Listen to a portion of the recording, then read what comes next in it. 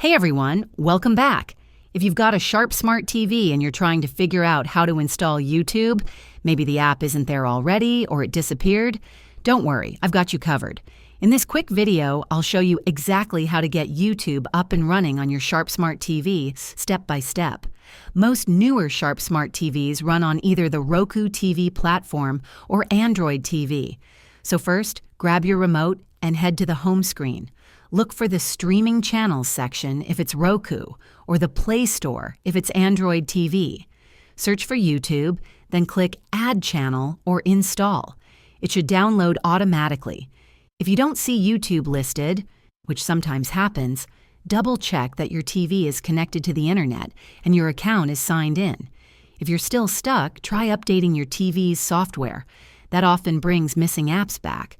Once installed, just open the app, sign into your Google account, and boom, you're good to go. Thanks for watching. If this helped you get YouTube on your Sharp TV, drop a comment below and let me know what system yours uses, Roku or Android. Don't forget to like and subscribe for more easy tech tips. See you next time.